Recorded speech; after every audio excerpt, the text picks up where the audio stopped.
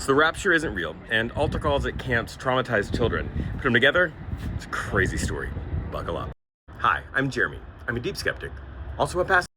So I was at church camp.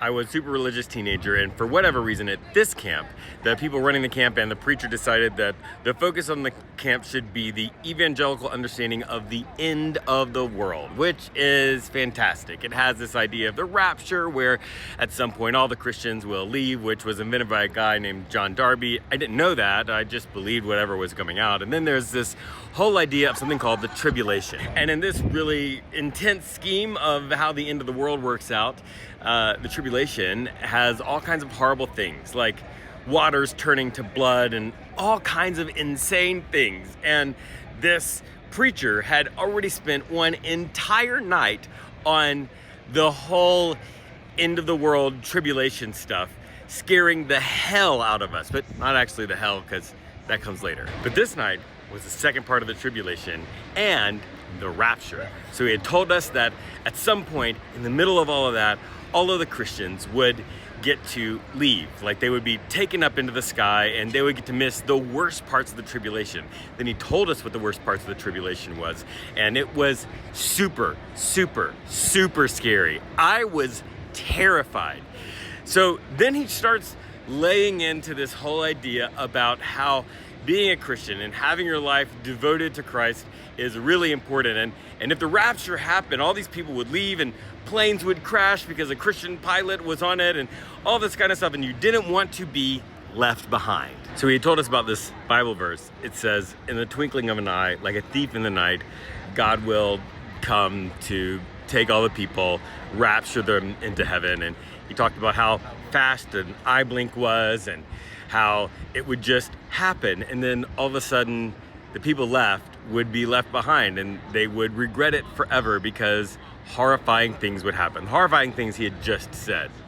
And then he did something that was probably the most traumatizing thing I've ever experienced in the church world. And that's saying a lot, because unbeknownst to us, while he was preaching, somebody had walked around the back of the big screened in area that a couple hundred of us were sitting in metal folding chairs on, and they had something called a vuvuzela. If you've ever seen it, it's like a long horn thing, and they, play it at soccer games. It's super loud. It's like this massive horn. And oh yeah, that was the other thing. He had told us that like a trumpet would sound and then it would happen.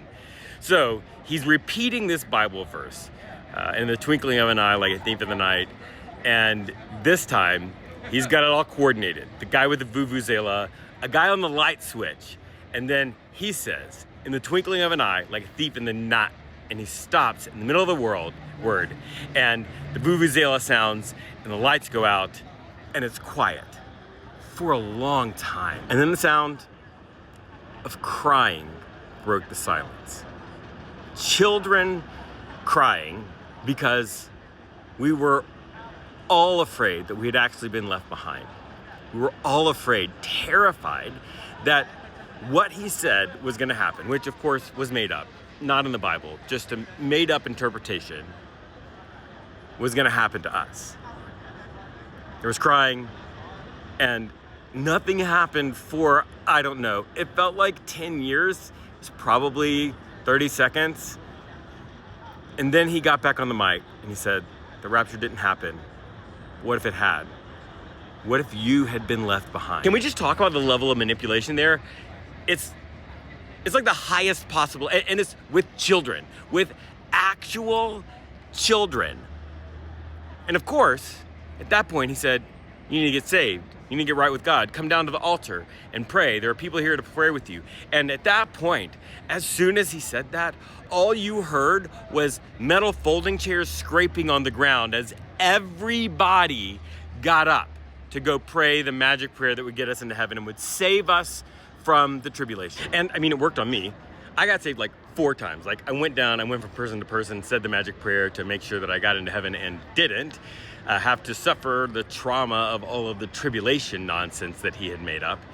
But the thing that really bothers me about the rapture, the whole scheme that involves this tribulation period, all of that stuff that was made up by John Darby and the dispensationalists, and the altar calls, is that it's this perfect manipulative pairing of fear and salvation. The idea is that there's a simple solution. All you have to do is say the prayer and then you are saved from all of this stuff. But simple solutions aren't real. And that kind of terror is just horrifying to inflict on children. And it needs to stop. It needs to stop because this is in no way okay. And if you are part of a religious organization that actually preaches the kind of tribulation and, rapture stuff that was made up, you need to talk to them about it. You need to say, like, this is not okay. This was made up by the guy named John Darby. And you need to make sure that that's never being communicated to children, because it's not okay to traumatize children in the name of some sort of religious belief. If your religious beliefs are traumatizing children, you need different beliefs. And I think that's the biggest takeaway. Every belief you have has been chosen by you. You have either allowed some authority figure to tell you what it was and accept it, or you have actually thought about it and chosen it for yourself.